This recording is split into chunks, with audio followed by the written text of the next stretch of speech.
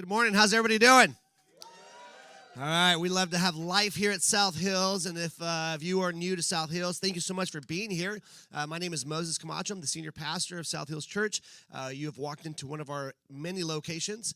We have locations all through Southern California, and we have a location out of California as well. We here at South Hills want to do everything possible to make sure that we are creating opportunities and spaces for people to come to know Jesus, give their life to Christ, and start this journey and growing in a relationship with God. Just like Pastor Kevin mentioned earlier, this is why we're praying about an expansion of a location here, an expansion of a service, because we want to make sure that we truly are sacrificing ourselves in every way possible to create opportunities for your friends, your families, your neighbors, your coworkers to come and experience what God ultimately wants to do, which is speak into your heart and your friends' hearts and your neighbors' hearts to see them grow in a way where they would have never imagined before.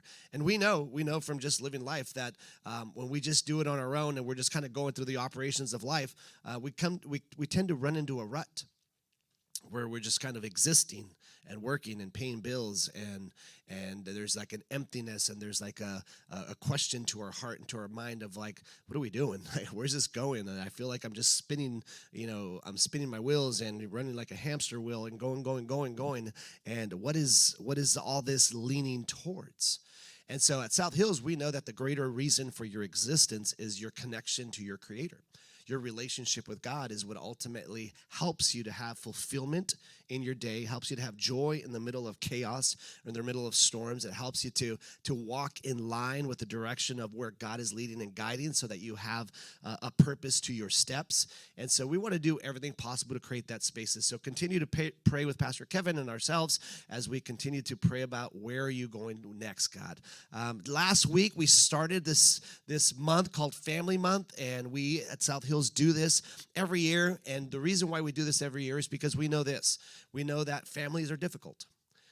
My family is very difficult. I was raised in a home with 5 other siblings, so there were 6 of us. Older brother, older sister. We call her older sister, although mentally she's younger, but we call her an older sister. And then I have 3 younger sisters as well. And so can you imagine, growing up in a home with this many siblings? It's like, many different beliefs and different passions and different stages of life. There's probably a 19-year gap between the oldest and the youngest. So a lot of different seasons in that. And there was moments where there was a lot of joy in that.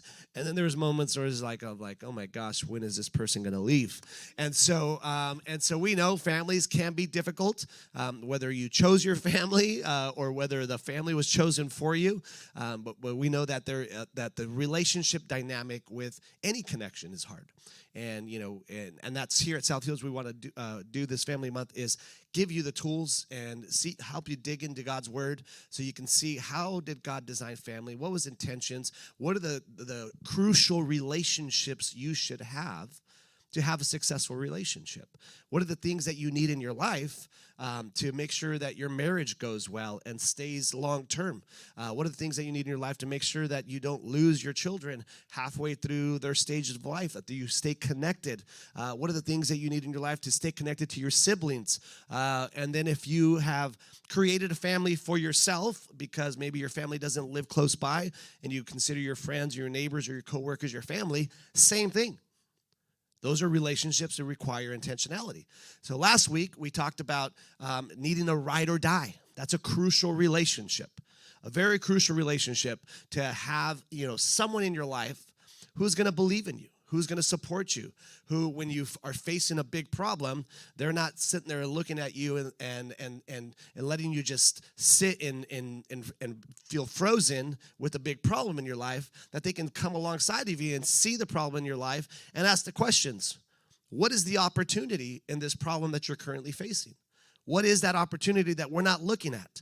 Because what we learned last week was there could be big problems in our life that ultimately lead you to being frozen and not moving and not wanting to do anything, or you can look at the big problem as a big opportunity and ask the question of like, God, where can you and how can you come through for me in this current big problem that I have? So if you missed last week's message, I really encourage you to go back and listen to it. It's on our YouTube, South Hills Costa Mesa. Even if you didn't miss it, go back and listen to it again. It's always a great thing to revisit messages that you hear on Sunday. Let it play in your heart and your mind throughout the week. Today, as Pastor Kevin mentioned, another crucial relationship we're going to talk about is having a coach or a mentor in your life. Having someone that speaks into your life. As I mentioned earlier, my family dynamic, there was adults that we call parents that spoke into my older brother's life, and my older brother did everything he could to help my older sister, and it's not his fault that she turned out the way she did, and she's here, so I don't want to give away too many details, but, he did everything he could. And then, so luckily he had me he had practice with her, and he got me to speak into my life, and then luckily you see what turned out. So thankfully, we had a mentor that spoke into our lives, and then I passed that on to my younger sisters. And so there was always this learning experience of hey, I don't know exactly what you're going through, but I've gone through something similar. So let me share my insight and my experiences of what I went through so that you don't have to make the same mistakes I did.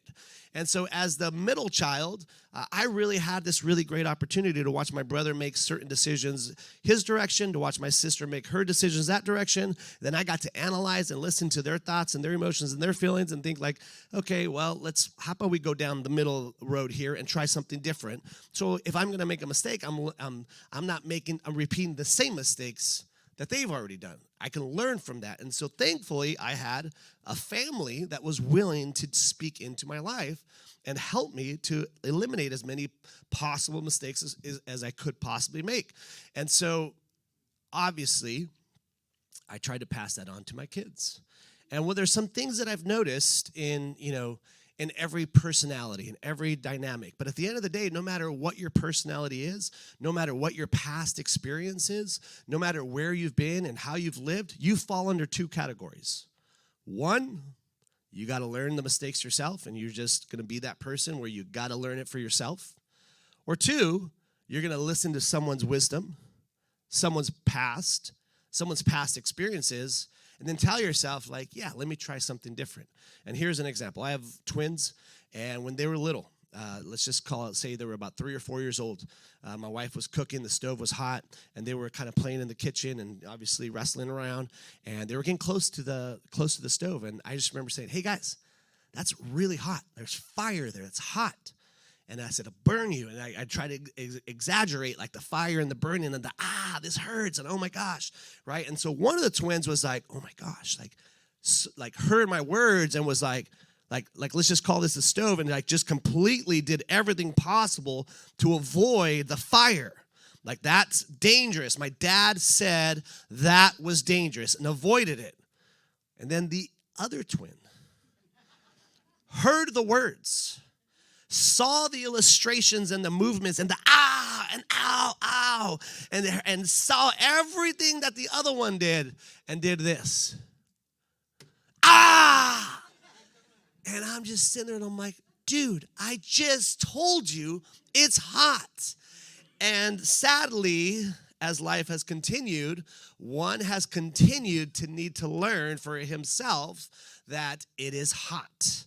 Although someone had already learned that it was hot and passed that knowledge on, one decided, I'm going to listen to those words and avoid that pain. And the other one was like, yeah, I need to feel the pain myself before I believe those words. So no matter who you are, no matter what journey you've gone through, you fall under two categories. There's only two ways to learn how to do things. No matter what stage you are in life, no matter how far you are in life, no matter how early you're getting started in life, if you're in junior high, high school, college, if you're married, if you're empty nesters, or if whoever you are, you fall under two categories. There are only two ways to learn and continue to learn in every area of your life. Financial, career, marriage, parenting, any category you fall under. One is personal trial and error, which twin number two, I had to find out for myself. I had to personally find out for myself that this was pain. And then the other one is build on the best practices of others. So whoever you are, you fall under one of those two categories. There's just moments where you have to feel the pain for yourself. And then there's moments where it's yeah, I'd rather avoid that pain. Let me just go ahead and hear what you have to say. Now, as I'm sitting here in the room sharing these two examples and giving you vivid differences, and I ask you the question, like, which way is the better way to learn? I promise you, if I have you fill out the Connect card and I tell you, and I have you answer the question, which way is it better to learn?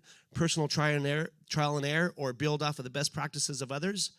I promise you, everyone would say, build off the best practices of others.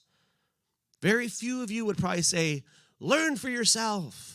Burn yourself as much as possible. Feel all the pain. Put yourself through all the misery. And then once you've put yourself through all the misery, then you can move on, right? Nobody's going to say that. Although many of us probably do live that way. So today, my hope and my prayer is that you would strongly consider asking yourself the question, who is that coach or that mentor in my life that would be willing to pass on knowledge and experience of prior experiences so that I don't have to make every mistake myself and feel every pain that's available for me to feel? And as we know, we all need a coach. If you're anything like me, you need multiple coaches. You know, I need a coach and a mentor that speaks into my life as a husband. I need a coach or a mentor that speaks into my life as a father.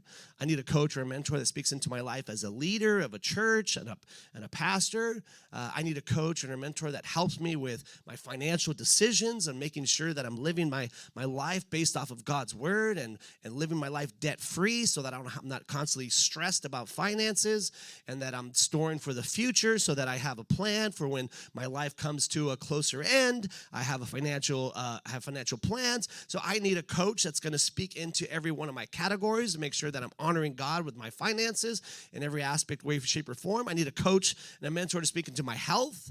What are the things I should and shouldn't be eating, and the exercise that I should and shouldn't be doing at this age and a stage of my life. So those are all not one person.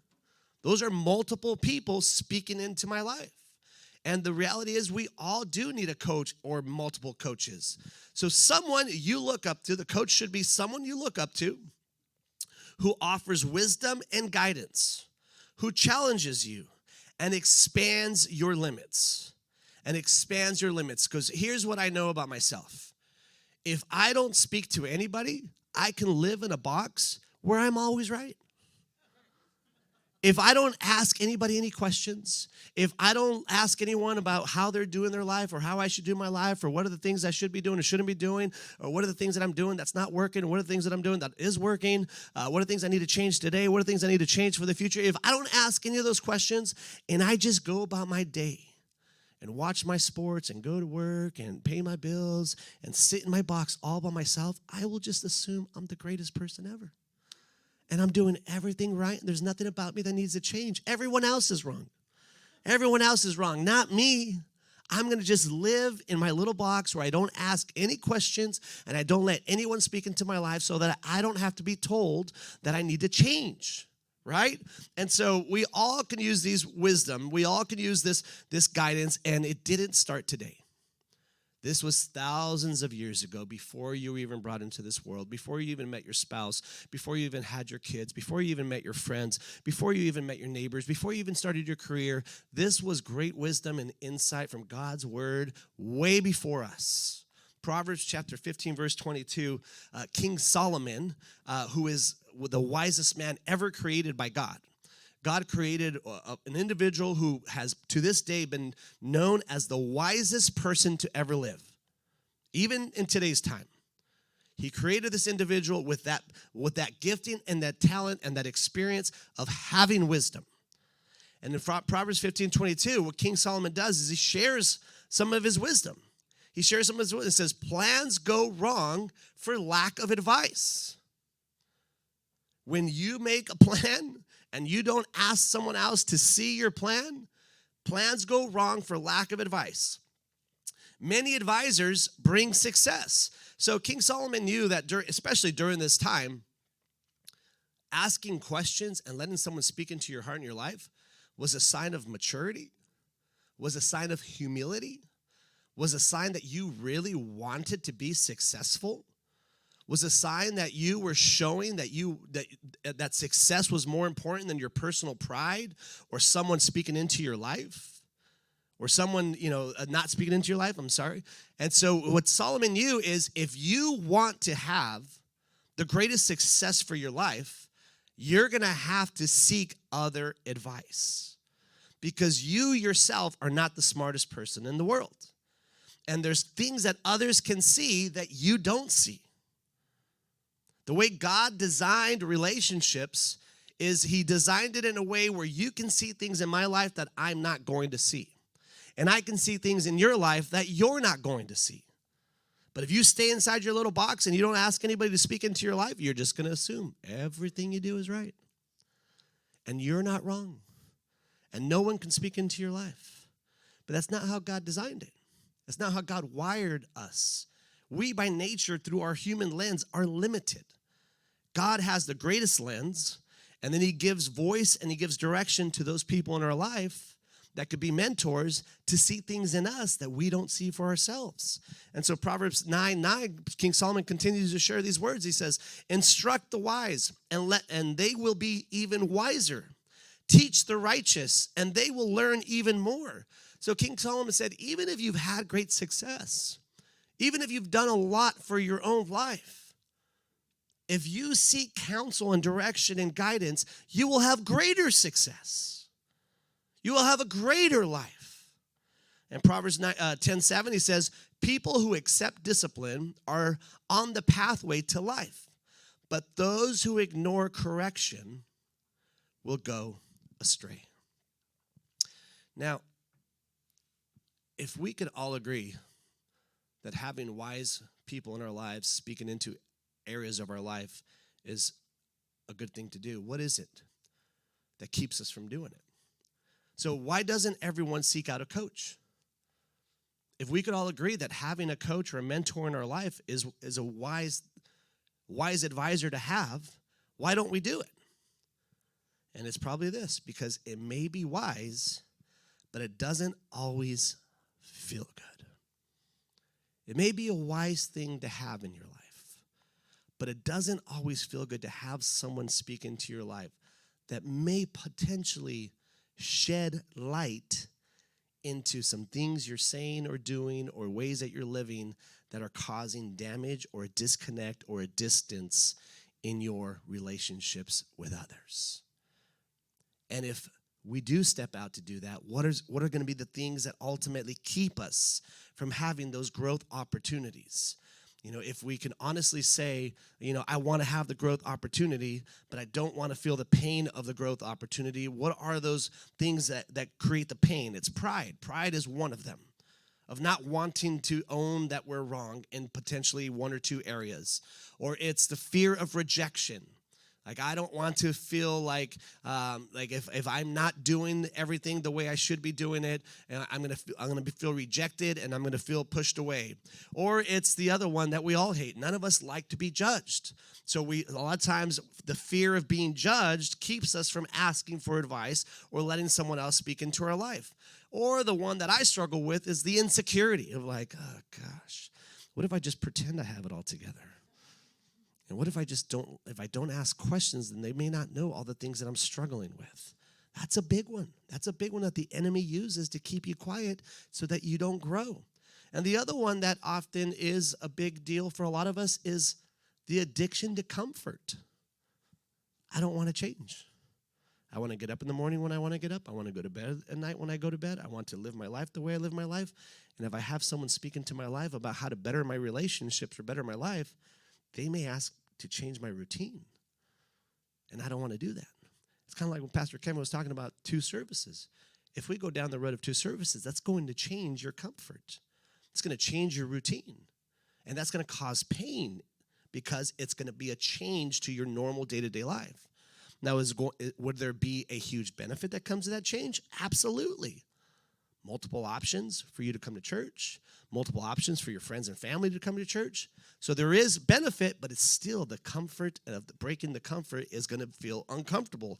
And the last one that I wrote down here is the one that I also struggle with the most is control. I want to have control of my decisions, of my time, of my resources. I want to have control of where I go and what I do. And to have someone else speak into my life to that would require me to ultimately give up some of that control. And so those are the barriers that keep us from having great wisdom and great mentors in our life to move us in the direction where God can use our life in greater ways. We can have greater benefits in our life. And so what I want to do right now is I want to share a story with you of someone who God used in the Bible to have as a mentor. And I want you to identify what is it that this individual that God used to have a mentor, what is it that he had, what type of relationship did he have with this individual in order for him to have a mentor? And the story is found in the book of Exodus chapter 18, and the individual is this guy named Moses, who God used in really great ways to free the people of Israel. And during this journey of freeing the people of Israel were the ones that were enslaved and were being treated very harshly by Pharaoh in Egypt. And they had cried out to God, like, God, help us, God, save us, God, deliver us, God, get me out of this torturous life. It's a misery of how we're living. And so God heard their cries and heard their prayers, and he spoke to Moses and he said, Moses, I'm asking you to go to Pharaoh and have him free my people, and I'm going to have you lead them into this promised land of freedom, this promised land of a greater life, of a greater experience. And so here is kind of one of the very first examples of God leading people to a greater life. And he uses Moses to do it. And during this time, Moses didn't really know what he was doing. He was like just saying yes to God for the very first ask, and then yes to God for the second ask, and the third one. And then he was kind of learning as he went along. So as he was leading people through this, it got pretty dangerous. And so he sends his wife and his kids off to his father-in-law and says, here, take care of my wife and kids as I'm leading these God's people out of Egypt. And so then time had passed and a lot of great things had happened. God had freed the people of Israel, had led them through some very miraculous things, the 10 plagues, the walking through the dry land and splitting the Red Sea, crossing to the other side, food falling from the ground, water coming out of a rock, some miraculous things that none of us would have been able to do on our own. But because they were following God's guidance and direction, God came through in ways that we would not be able to come through. And that's what God can do. God can do things in our life that we can't. So why do we come to church, and why do we come here, and why do we dig into God's word, and why do we listen to God? Because we need God to do things in our life that we can't do. And Moses and the people of Israel had experienced this. So now he's at a place where he's had quite a few successes. And God has come through in some really great ways. And he did some things that nobody else was able to do. Now, if this was me, I'd be walking around with this Letterman's jacket that had all these patches that said, I've done the things that no one else can do. The 10 plagues, check. The Red Sea, check. Food falling from the manna, check. Or manna falling from the sky, check. Water coming out of a rock, check. Like my Letterman's jacket would be stacked. It'd be aura. Not negative aura, like positive aura. I would be so proud of myself for all the things that God had been able to do in my life. Now, how much mentorship or wisdom would I be open to after all these amazing successes? I probably, if I was in my human nature, I would probably be the one that would say, hey, everybody line it up. Line up. I'll give you all the advice you need. I've lived a life. I've done some amazing things that none of you have ever seen. Line up, I'll tell you what to do with your life. And that's probably where my human heart and human mind would have been. So let's dig into the story and see how it went for Moses. Jethro, Moses' father-in-law, now came to visit Moses in the wilderness. He brought Moses' wife and 2 sons with him, and they arrived while Moses and the people were camped near the mountain of God. Jethro, his father-in-law, had sent a message to Moses saying, I, Jethro, your father-in-law, are coming to see you with your wife and your 2 sons. So Moses went out to meet his father-in-law. He bowed low and kissed him. Now let's just pause right here. If you're reading the Bible on an actual paper and leather bound, this would be a moment where you would underline. If you're in today's world and you're reading it on digitally or on your screen, this would be a screenshot, and you could circle it, with your little gizmos and gadgets on your phone. But this is the part where you want to make sure you hone on, because remember, Moses had already had a lot of success in his life. He's seen and done things that many people had never seen and done through the power of God. And he bowed low and kissed him. What does that tell you about Moses? Was he done learning? Had he arrived to the place of hey, I have it all together, I bow to nobody? He bowed low and kissed him, which meant he wasn't done learning, he wasn't done honoring, he wasn't done recognizing people in his life that could potentially speak into his life. It says they asked about each other's welfare. And then they went into Moses' tent. Moses told his father-in-law everything that the Lord had done to Pharaoh in Egypt on his behalf of Israel. Now, once again, if you have one of these old-fashioned things called the Bible with paper on it, I would underline that or highlight that. If you're in today's era, I would screenshot that portion, because what did he do? Did he say, hey, Jethro, guess what I have done? Let me tell you everything I have done. I took God's people out of Israel. I led them through the wilderness. I fed them when they were hungry and there was no food in sight. They were thirsty. I made sure that they had water. No, none of that. Moses comes out with his success, giving honor to where honor is due. It says they asked about each other's welfare, and then they went to Moses' tent. Moses told his father-in-law everything the Lord has done to Pharaoh and Egypt on the behalf of Israel. He also told about all the hardships they had experienced along the way. Was it easy? No. Just because God was with him doesn't mean he didn't run into any problems. He didn't run into any pain. He didn't run into any obstacles. It wasn't easy. It says hardships that they experienced along the way, and how the Lord had rescued his people from all their troubles. Jethro was delighted when he heard about all the good things that the Lord had done for Israel, and he rescued them from the hand of the Egyptians. Once again, Jethro was delighted. Everybody say delighted. Jethro, his father-in-law, was delighted.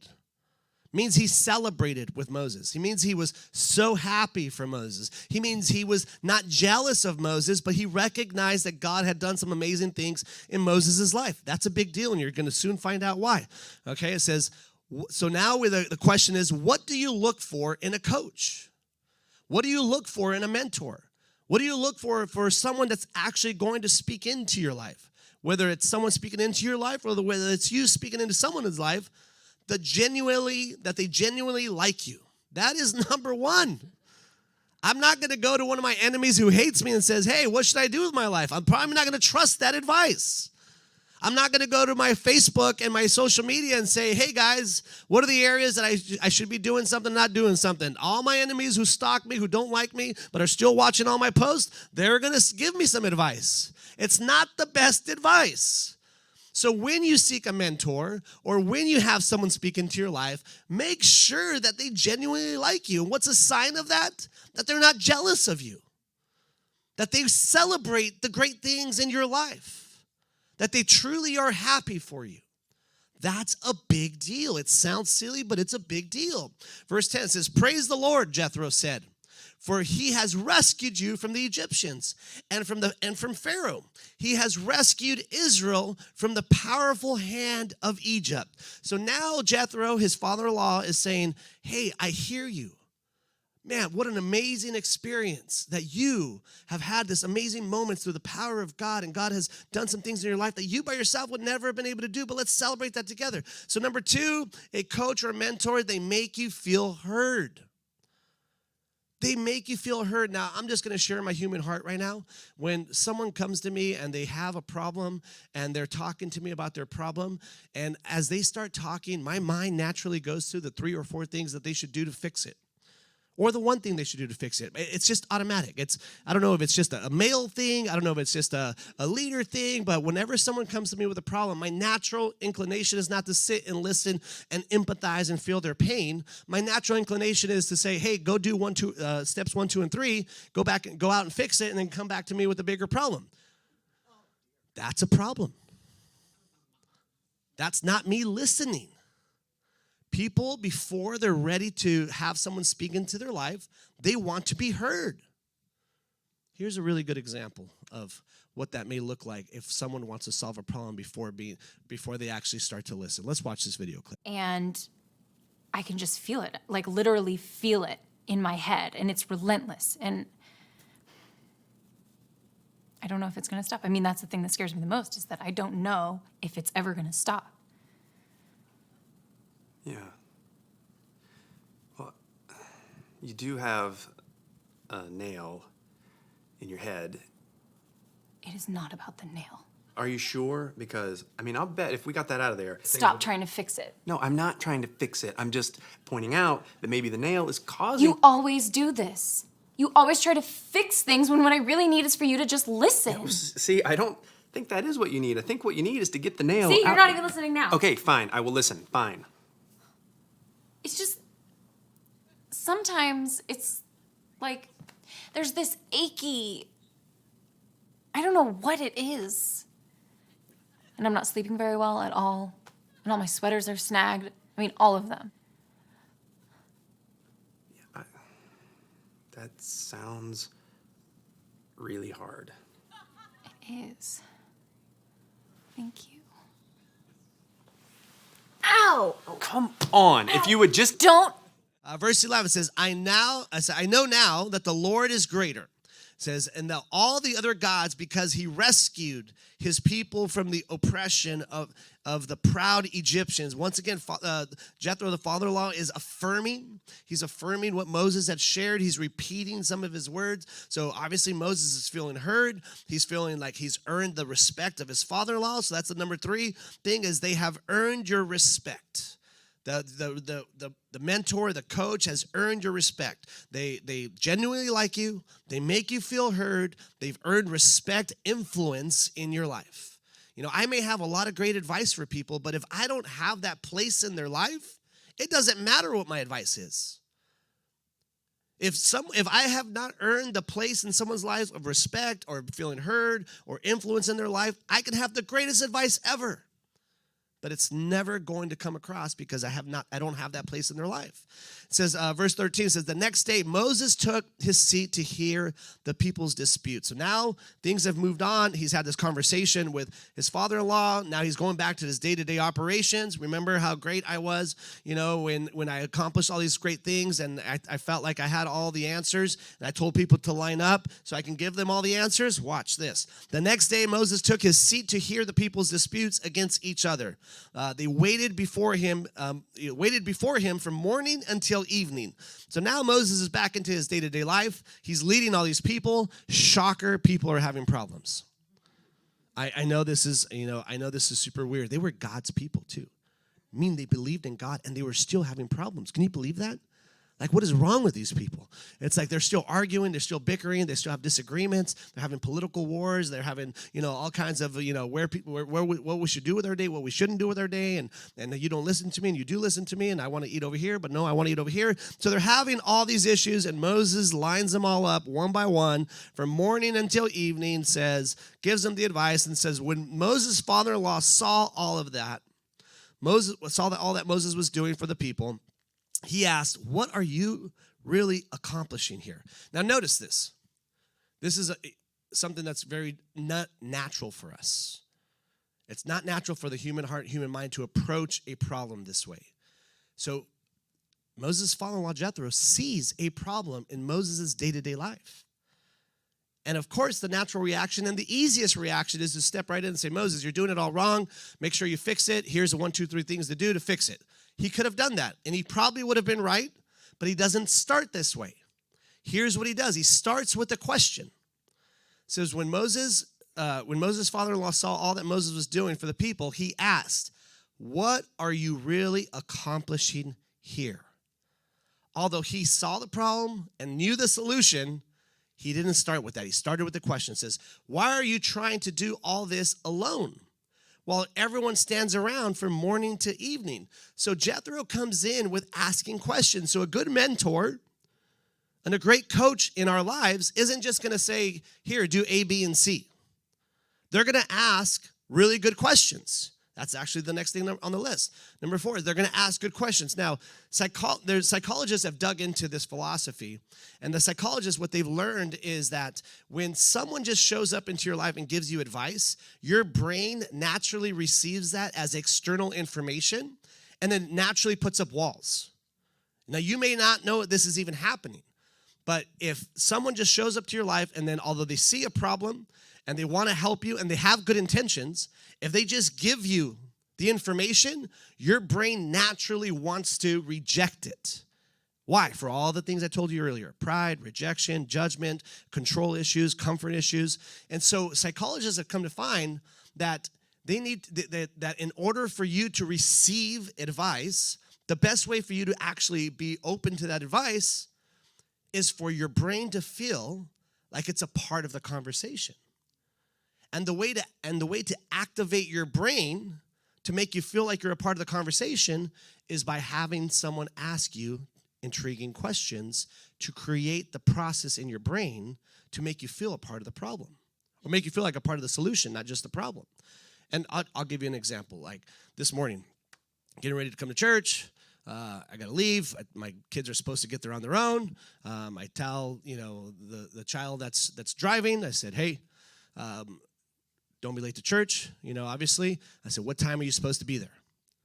Now, I knew what time he's supposed to be there, but I need him to know what time he's supposed to be there. So he says 9:45. I'm like, great. Now, what's the next question I should ask? What time do you need to leave in order for you to be there by 9:45? And he says, it takes me about 20, 25 minutes to get there. 9:20. I'm like, okay, I'll see you at church at 9:45. So I could have very easily just be like, hey, dude, wake up. Don't be late to church. Be there at 9:45. Remember, it takes you 25 minutes to get there, so make sure you leave at 9:20. Don't be late, and walked out the door. That would have been a lot faster, to be honest with you, because it took me like 12 minutes to actually get to this point. But by me asking the questions, it activated his brain to have to come up with the solutions for himself, which made him feel like he was the one that came up with all this information. And that's what intriguing questions does to any of us. To me, if you have great advice to me and you just show up with like, hey, Pastor Moses, you need to A, B, and C, it's like, you need to shut up is what I would want to say, That's what my natural reaction would be. But if you come to me and say, hey, Pastor Moses, I love you, man. You do so much for me in this church, my family. I got a question for you. And then you ask me an intriguing question and then help me arrive to wherever you were leading me in the first place, then I don't feel attacked. I feel like you invited me into a conversation where we both can come up with a solution, even though you already knew the answer, right? So there you go. His father-in-law, Jethro, asked intriguing questions. He asked good questions to activate Moses' brain, to make him see the problem and make him feel a part of the solution. So verse 15 says, Moses replied, because the people come to me to get a ruling from God. He's given his answer. This is why I'm doing this. It says, when a dispute arises, they come to me, and I am the one who settles the case between the quarreling parties. I inform the people of God's decrees, give them God's word, God's guidance, God's direction, and then I give them instructions. That's good advice, right? Here's what God has to say about this. Here's your steps. Move forward. And then, and then here's his father-in-law's wisdom. This is not good. I hear you, but it's not good. Moses' father-in-law exclaimed, you are going to wear yourself out, and the people too. This job is too heavy. It's too heavy of a burden for you to handle by yourself. So number 5 of a good mentor is they will calmly challenge you. They will calmly challenge you and saying, hey, listen, I see what you're doing. You have great intentions. I watched you talk to hundreds of people, but it's going to wear you out. It's not a long-term plan. It's not going to last. So in verse 19 it says, now listen to me and let me give you a word of advice. Let me pause real quick. Verse 19 is where the word of advice comes in. Verse 1 is where the story started. He doesn't start giving words of advice until verse 19, after he has shown Moses that he genuinely likes him and is in his corner, after he has shown Moses that he has heard his words and heard his stories, after he has shown Moses that he is celebrated with him and he's earned his respect, after he has asked intriguing questions to Moses, now comes the then the genuinely challenge, and now the advice. It says, now listen to me and let me give you a word of advice. And may God be with you. You should continue to be the people's representative before God, bringing the disputes to him. Teach them God's decrees and give them instructions. Show them how to conduct their lives. So even before he gives the advice, he reminds Moses of his values. Like, I know you're doing God's work. I know that God's values and God's word is your biggest priority. I hear it in your words and I hear it in your wisdom. I see what you're doing. This gives great direction. Now let me help you here. Verse 21. But select from the people some capable, honest men who fear God and hate bribes. This is what I thought was interesting. He's like, father-in-law is telling him, like, hey, listen, you got to raise up leaders. You got to raise up other people who can do what you're doing at a smaller scale. Select some people that you trust and that are not going to take a bribe so they don't stab you in the back is basically what he's telling them. He says, but select from the people, capable, honest men who fear and hate bribes. Appoint them as leaders over groups of 1,000 or 100 or 50 or 10. They should always be available to solve the people's common disputes, but have them bring the major cases to you. Let the leaders decide the smaller matters for themselves. They will help you carry the load, make the task easier for you. If you follow this advice, and if God commands you to do so, you will be able to endure the pressures, and all these people will go home in peace. Now, what I love about this wisdom here that Jethro gives to Moses is he's not telling Moses that what you're doing is wrong. He's just telling him, like, how you're doing it is not the best way to do it. If you continue to do things the way you're doing it, you're going to burn yourself out. Then you're not going to be able to do it anymore. And all these people who still need guidance, direction, and wisdom, they're not going to have anybody to turn to. So here's what he says. He says, why don't you raise up some people who you trust that are not going to take bribes, that can handle maybe smaller disputes, maybe the groups of 10 over here, groups of 100 over here, groups of 1,000 over here. So this way people are now sharing the burden, and you don't have to handle all the disputes. You can just handle the more difficult ones. And now you can breathe and live life and spend time with your wife and kids so they don't have to live with me and I don't have to feed them all the time. All right, maybe there's a little bit inside scoop in there. But then at the end of the day, he's like, now you're raising up leaders so that you're not the only one who knows how to do what you're doing. And God's word and God's wisdom and God's knowledge and God's direction will continue to be shared regardless if you're doing it or not. And so I see this, and I obviously appreciate that what Jethro is doing. He's giving them godly advice. Good mentors will do that. They give you Christ-like advice. But the other thing that Jethro did right here was he gave Moses permission to have space in his day. Now let me pause here for a second. If you were honest with yourself, how many of you could say there's a lot of space in your day? How many of you can really say, you know what, I have things going on in my life, but I have people helping me, and I've delegated a few things, and now I have space in my day to hear from God. I have space in my day to have healthy conversations with my husband or with my wife. Or I have space in my day to have like a sit-down conversation with my son or my daughter. Or I have space in my day to talk to my neighbor and talk about this dispute we've been kind of looking over, or this conversation that we need to have. How many of you can really, really honestly say you have space in your day?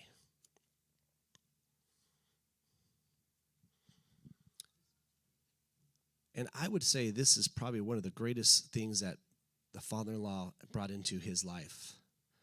Because without space in your day to have healthy conversations, you're missing opportunities of having conversations that can be life-giving and life-changing.